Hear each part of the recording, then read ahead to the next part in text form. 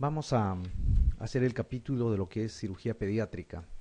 El- Vamos a revisar los temas más, digamos, más comunes, más concretos, y vamos a priorizar el tema de las complicaciones quirúrgicas, las técnicas quirúrgicas, o en todo caso lo más saltante de cada patología que tenga resolución quirúrgica, ¿no?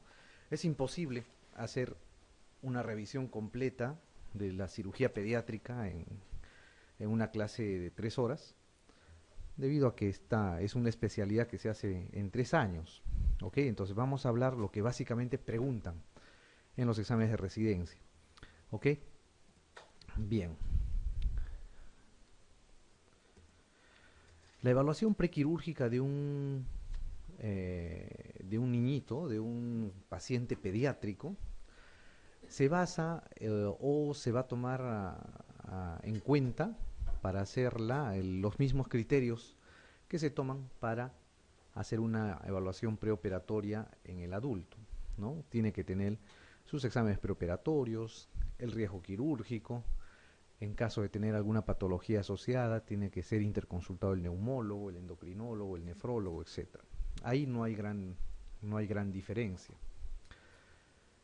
Donde empieza a haber diferencias es en el tratamiento mismo quirúrgico, ¿no? El tratamiento quirúrgico de los niños, en general la cirugía pediátrica busca solucionar en su mayor parte, la mayoría de veces, problemas de malformaciones congénitas, a diferencia de la cirugía del adulto, donde en general se van a solucionar o van a reparar trastornos o enfermedades adquiridas.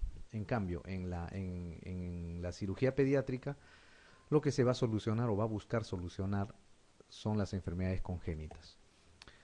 Bien, vamos a hablar de estas, ¿no? En su mayor parte. Al final vamos a tocar lo que es algo la apendicitis y algunas otras patologías más que son eh, consecuencias, digamos, de algunas otras malformaciones.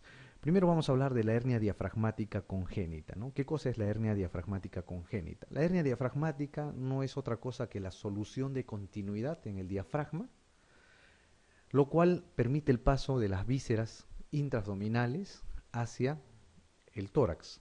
En general, la hernia diafragmática se va a presentar en el lado izquierdo, la mayoría de veces. Y por ende, el lado izquierdo va a ser el que está más afectado, y la compresión que va a producir estas vísceras cuando ingresan al tórax, la compresión del pulmón, del corazón que van a producir y la desviación del mediastino, van a ser los causantes de los síntomas. ¿Okay? Lo más llamativo en un paciente o en un niñito con una hernia diafragmática son los síntomas cardiorrespiratorios, ¿no? En general, la compresión pulmonar va a producir una hipoplasia pulmonar, y cuando el niño nace va a generarle distrés respiratorio. Este distrés respiratorio es la clave para el manejo de la hernia diafragmática. Depende cuán severo sea el distrés respiratorio. Lo primero que se hace en los pacientes que tienen hernia diafragmática congénita es hacer la estabilización de la parte pulmonar para después ser intervenidos. El diagnóstico se hace en general de manera prenatal mediante una ecografía, ¿no? En el intraútero. Teniendo esa ecografía uno ya puede prever el manejo, lo que va a pasar en el posparto. En la etapa postnatal, la radiografía es el principal examen que se usa, ¿no? ¿Qué cosa va a mostrarnos la radiografía? Nos va a mostrar imágenes de asas intestinales en el tórax, sea izquierdo o derecho, ¿no? Principalmente, como les dije, en el lado izquierdo. Y esto a su vez, asociado a distrés respiratorio, se va a hacer el diagnóstico de hernia diafragmática. La reparación es quirúrgica, obviamente. Consiste en hacer la sutura en primera intención del defecto, o en todo caso, cuando no es posible poder suturar, afrontar los bordes porque el defecto es grande, se puede poner una prótesis, ¿okay? Una prótesis, una especie de malla que se coloca ahí, ¿no? El material es el PTF, o la malla de Górotex, ¿no?, que se conoce así con ese nombre. Basta un trozo, no se va a adherir al intestino, es una superficie lisa y va a ser tolerable por el paciente. Entonces, la reparación entonces es sutura de primera intención, o si no alcanzan los bordes, se puede poner una prótesis ahí. Y esto es lo importante que deben recordar. La cirugía se debe diferir hasta que se estabilice la función respiratoria. ¿Ok?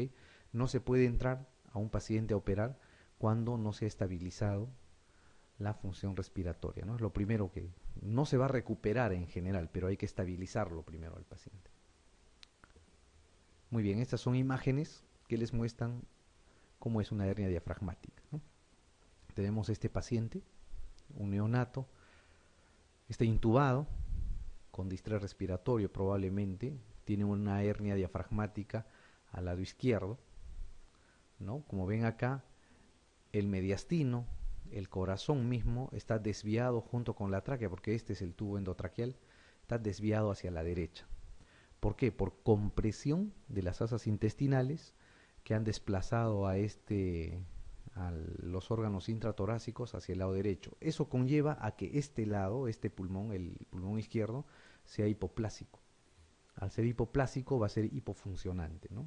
Puede tener asociado otras enfermedades como una hipertensión pulmonar, por ejemplo. Entonces, primero se debe compensar la parte ventilatoria y después realizar la corrección quirúrgica, ¿no? En general, en estos pacientes se libera el orificio, se agranda un poco el orificio y con una tracción suave esto se va a reducir. Se reduce, se hace puntos o se pone una prótesis ahí para sellar. Muy bien. La pregunta 1 entonces dice, de los siguientes, ¿cuál es la característica que define el momento quirúrgico en la hernia diafragmática congénita? Los vómitos biliosos, la distensión abdominal, la insuficiencia respiratoria, el dolor torácico o las neumonías a repetición. ¿Qué dijimos? La insuficiencia respiratoria, ¿no es cierto? Eso es lo primero, es lo que hay que estabilizar, ¿no?, para poder entrar a sala con un paciente de este tipo. Muy bien, la segunda pregunta dice, un recién nacido con grave distrés respiratorio. En la radiografía tóraco-abdominal presenta imágenes de áreas circulares que ocupan el hemitórax izquierdo. El diagnóstico más probable es pulmón poliquístico, malformación adenomatoidea, quiste pulmonar multilocular, hernia diafragmática o estenosis hipertrófica del píloro. La hernia diafragmática, ¿no? Por dos cosas, ¿no? El hemitórax izquierdo es el asiento de la mayor parte de estas hernias y tiene imágenes a manera de círculos, ¿no?, que ocupan ese lado. Entonces es una hernia diafragmática. Las asas intestinales están metidas ahí. Bien, vamos a hablar ahora de lo que es la malformación traqueoesofágica, ¿no? ¿Qué cosa es Muchas de estas malformaciones ustedes las han visto en pediatría, ¿verdad? Entonces lo que vamos a hacer es básicamente ver la parte quirúrgica. La malformación traqueoesofágica va a incluir tres entidades: la atresia esofágica, la fístula traqueoesofágica o la combinación de estas. La atresia más fístula. ¿Ok? De esto no deben olvidarse. Cerca del 90%, o sea, la mayor parte de estas malformaciones van a tener atresia esofágica con fístula distal, como está acá, ¿no? Esta figura lo muestra. ¿Qué cosa existe acá? Viene la orofaringe, la faringe, el esófago, que acaba en un fondo de saco ciego, y distalmente hay una fístula entre la tráquea y la porción distal del esófago, ¿no? Esa es la presentación más frecuente de la malformación traqueoesofágica. Aparte hay una combinación similar de todas, ¿no? Puede haber una atresia sin fístula, puede haber una estenosis asociada a una fístula, puede haber una atresia con una fístula proximal, puede haber atresia con fístula proximal y fístula distal, ¿ok? Pero lo primero, el primer gráfico es lo que deben recordar. Lo más frecuente, 9 de cada 10 pacientes van a tener atresia esofágica con fístula distal, ¿ok? Con fístula distal. Entonces, eso es lo que ustedes deben recordar. ¿Por qué se origina la fístula traqueoesofágica, ¿no? Cuando el esófago en, en el feto da la formación de la tráquea, se empieza a ver una evaginación, o sea, empieza a haber una distensión, digamos, del cuerpo del esófago a manera de dedo de guante, el cual va a ser la tráquea. ¿Ok? Esta tráquea va a elongarse, van a existir digamos, los remanentes, los inicios de lo que es el pulmón, sea del lado derecho o lado izquierdo, a partir de esta prolongación. Cuando existe un defecto en este tabique, en el tabique entre la tráquea y el esófago, se van a producir estos defectos. ¿Ok? Entonces, no se olviden, les vuelvo a repetir, la atresia esofágica con fístula traqueoesofágica distal es lo más frecuente que hay. Muy bien, ¿cómo se trata las fístulas traqueoesofágicas, ¿no? Lo primero que se tiene que hacer en la malformación o en la atresia traqueoesofágica es el control de la fístula traqueoesofágica. Es lo primero que debe hacerse para evitar complicaciones pulmonares, para evitar sobreinfecciones. Entonces, lo que se hace es la ligadura de la fístula traqueoesofágica, es el primer paso que se hace durante la operación, eso les pueden preguntar. ¿Qué es lo primero que hay que hacer? Primero, controlar la fístula, ¿no? Ligadura de la fístula traqueoesofágica y, si es posible, se hace la reparación de la atresia esofágica. Si no es posible, se deja para una segunda oportunidad. Existen muchas técnicas para reparar la fístula traqueoesofágica. Tubulización gástrica para ascender el estómago. Se puede poner, procurar la elongación del esófago. Hay una técnica que se llama del pesario, no está muy difundida, pero se usa, se coloca un peso, o sea, un objeto que pese en el fondo de saco del esófago. Ese objeto pesante va a hacer que el esófago se vaya elongando y pueda ganar algunos milímetros o centímetros, que pueden ser la diferencia de un neonato entre la corrección quirúrgica de la atresia de esófago o la elaboración de una gastrostomía, pues, ¿no? Para poder alimentar al niño. Cuando la fístula traqueoesofágica no es posible ligarla mediante una cirugía, se debe ocluir esta mediante un catéter, ¿no? Se mete un catéter mediante broncoscopía y con un balón se va a obstruir, se va a sellar la fístula, ¿no? Entonces, lo primero que se debe hacer es el control de la fístula traqueoesofágica. Ok. Luego de eso se hace la reparación de la atresia. Ahora, cuando ustedes tienen un paciente con fístula traqueoesofágica o atresia esofágica, normalmente va a tener asociado otras enfermedades, otras malformaciones congénitas. Existe una entidad que está allá, que se llama Bacterl. Esta entidad es, digamos, o son las siglas de las probables malformaciones que van juntas, ¿no? Malformaciones congénitas vertebrales, anales, cardíacas, traqueoesofágicas, renales y pulmonares, perdón, y de miembros inferiores van a haber en todo este cortejo. Entonces, de eso no se van a olvidar. Cuando vayamos viendo más adelante, van a ver que las malformaciones del esófago, las malformaciones cardíacas, las malformaciones que tienen que ver con con el ano recto, las malformaciones anorrectales, las famosas MAR, siempre van a ir asociadas a otras malformaciones. Muy bien, la pregunta 3 dice, ¿cuál de los siguientes tipos de atresia esofágica es la más frecuente? Segmento superior de esófago cerrado en fondo de saco y comunicado a través de una fístula con la tráquea. Esófago dividido en dos segmentos cerrados en fondo de saco. Segmento superior del esófago cerrado y el inferior comunicado con la tráquea por una fístula. Ambos segmentos cerrados en fondo de saco y separados, y ambos comunicados por fístulas con las vías respiratorias. Segmento superior del esófago conectado con la tráquea y el segmento inferior cerrado en fondo de saco. ¿Cuál era? La C, ¿no es cierto? Segmento superior de esófago cerrado y el inferior comunicado con la tráquea por una fístula. Es el más frecuente, el 90% de los casos. ¿Ok? Ese detalle no se olviden.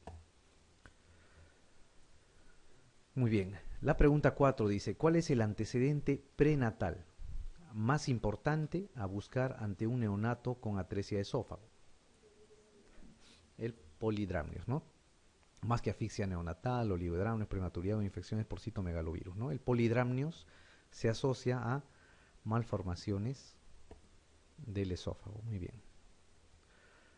La pregunta 5 dice, en relación con la fístula tráqueo-esofágica congénita, refiera cuál de las complicaciones siguientes al tratamiento quirúrgico es la más frecuente. Fístula anastomótica, estenosis esofágica, fístula tráqueo-esofágica recidivante, reflujo gastroesofágico o traqueomalacia.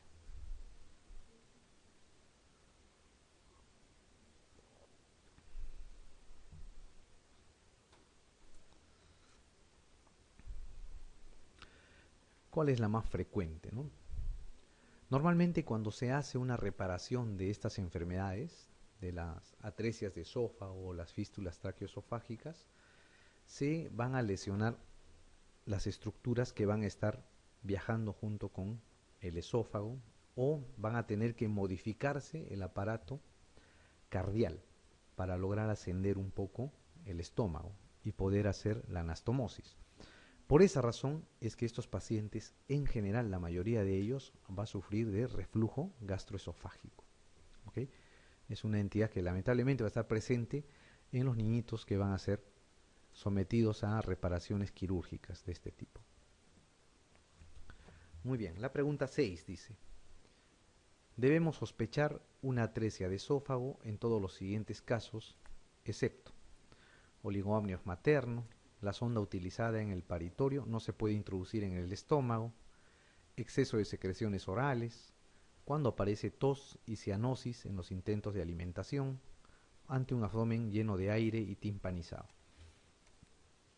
¿Cuál será? Eso, ¿no es cierto? El oligoamnios materno, ¿no es cierto? Es al revés, ¿no es cierto? Por la posibilidad de que haya una atresia de esófago se asocia a polihidramnios, ¿no es cierto? No a oligoamnios. El resto puede haber. En general, cuando nace el niño, después del parto, en la atención inmediata del recién nacido, el diagnóstico lo hace el pediatra, ¿no? Al realizar la aspiración por una sondita orogástrica o nasogástrica, no pasa la sonda, ¿no? Ese es el primer signo de una probable atresia de esófago, ¿no? Obviamente va a haber exceso de secreciones orales porque el niño no va a poder deglutir. Va a aparecer tos y cianosis cuando se alimente debido a la fístula, ¿no? Especialmente, obviamente, si la fístula es proximal. Y si la fístula es distal, va a haber un abdomen lleno de aire y timpanizado, ¿ok? Porque el aire, al respirar, el paciente va a estar pasando a través de la fístula hacia la parte distal del esófago y al estómago, ¿no? Todo eso puede haber. Lo que no va a haber es el antecedente de oligoamnios. Muy bien. Hay otra entidad, ya yendo más hacia abajo, hacia lo que es el abdomen, o en realidad son dos entidades, ¿no? Que se parecen, tienen alguna semejanza, que es la gastrosquisis y el ónfalocele.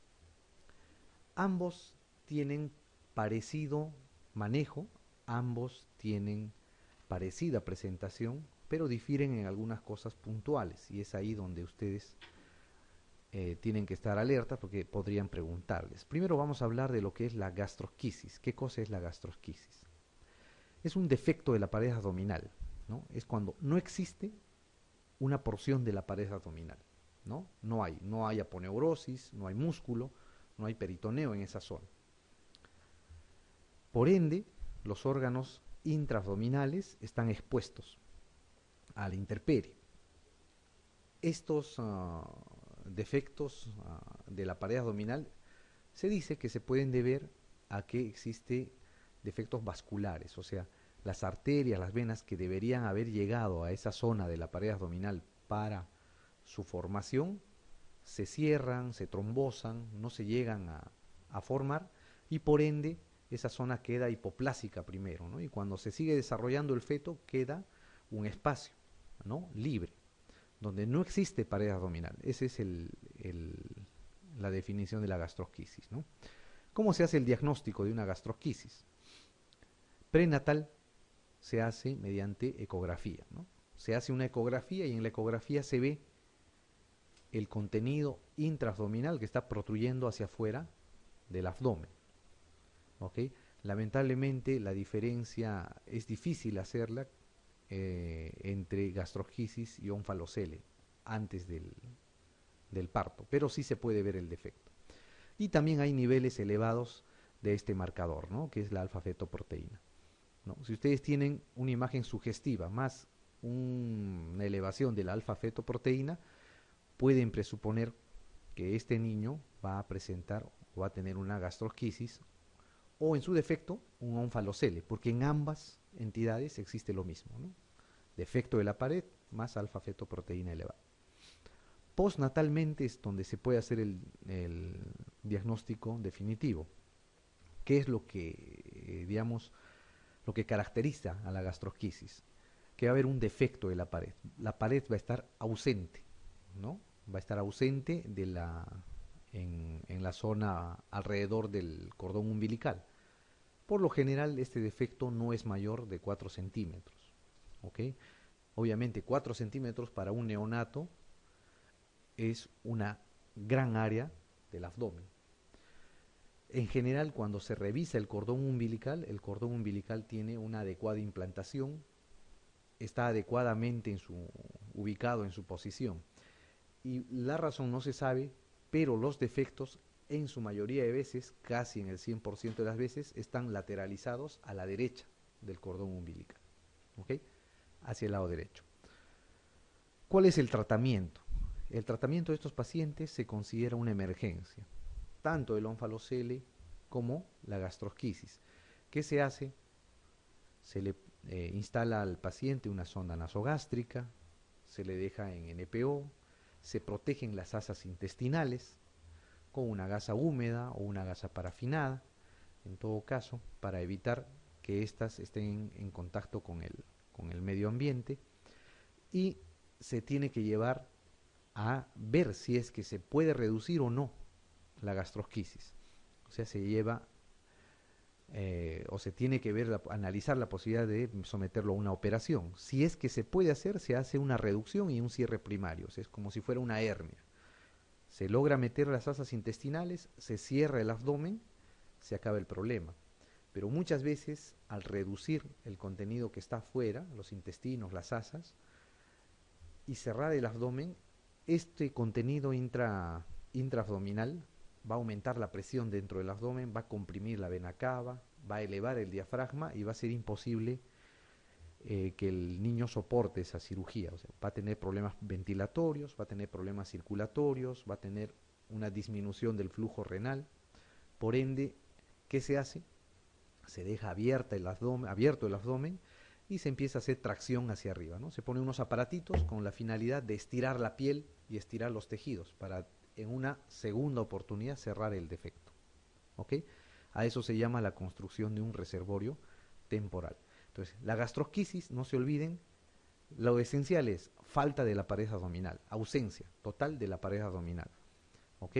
Cordón umbilical normal, y el tratamiento se puede hacer mediante reducción y cierre primario o la construcción de un reservorio temporal, ¿no? Mientras el paciente crece y alcanzan la piel, la aponeurosis, los músculos alcanzan para cerrar el defecto.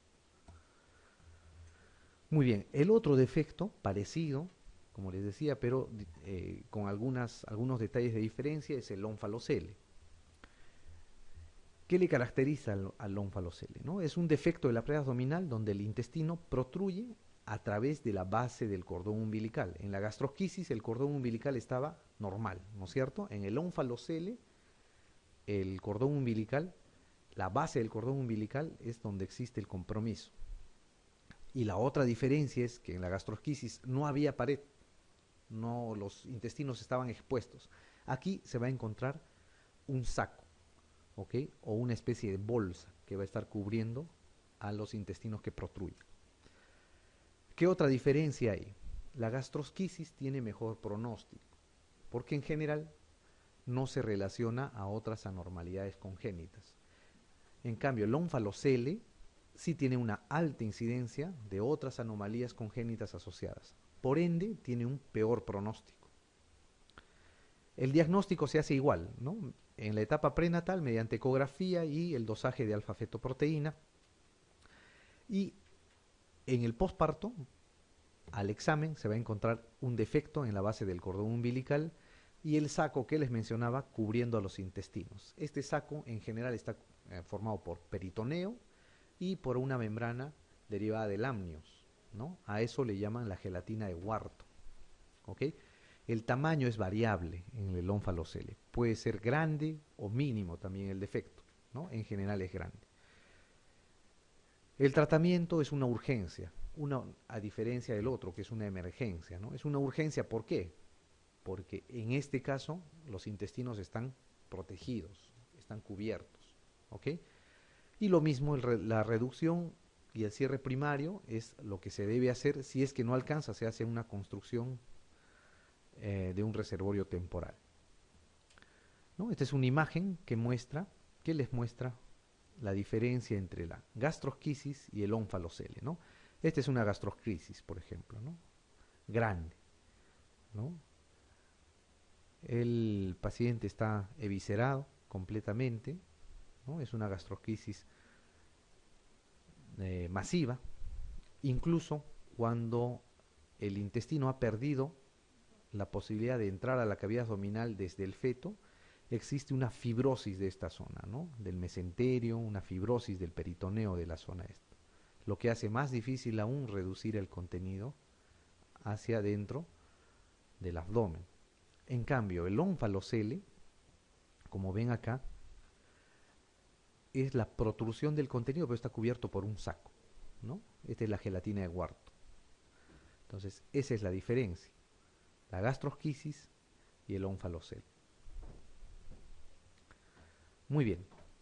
La pregunta 7 dice, respecto al ónfalocele es falso, ¿no? Presentan niveles altos de alfa-fetoproteína prenatal. La reconstrucción de la pared abdominal puede ser diferida. Tiene buen pronóstico por no asociarse a otras malformaciones. Es posible realizar el diagnóstico prenatal mediante ultrasonografía y presentan un saco cubriendo las asas intestinales formado por peritoneo y amnios, ¿no? O sea, la gelatina de Wharton que decíamos. ¿Cuál será ahí la respuesta? La C, ¿no es cierto? Tienen buen pronóstico por no asociarse a otras malformaciones. Al revés, ¿no es cierto? Al revés, tienen mal pronóstico más bien, porque se asocian mucho a otras malformaciones, especialmente cardíacas. Bien, vamos a hablar de lo que es ahora la obstrucción intestinal en los niños, ¿no? En los recién nacidos y en los niños. En general, la obstrucción intestinal se puede deber a causas congénitas o a causas adquiridas en los niños. Cuanto más pequeños sean los niñitos, cuanto más se acerquen a la edad neonatal, las causas congénitas van a ser las más frecuentes. La obstrucción intestinal en los recién nacidos, el primer signo de alarma en general que se va a presentar es la falta de deposición o la falta de eliminación del meconio, ¿ok? En los recién nacidos a términos, refiere que casi el 100% van a eliminar meconio en las primeras 24 horas. Si pasan las primeras 24 horas y no han eliminado el meconio, se debe sospechar que podría haber algún grado de obstrucción intestinal. En los recién nacidos pretérminos se puede esperar un poco más de tiempo. Hasta las 48 horas, un tercio de ellos va a eliminar el meconio de manera normal, ¿no? Pero hasta el 9º día, prácticamente el 100% van a eliminar el meconio, ¿ok?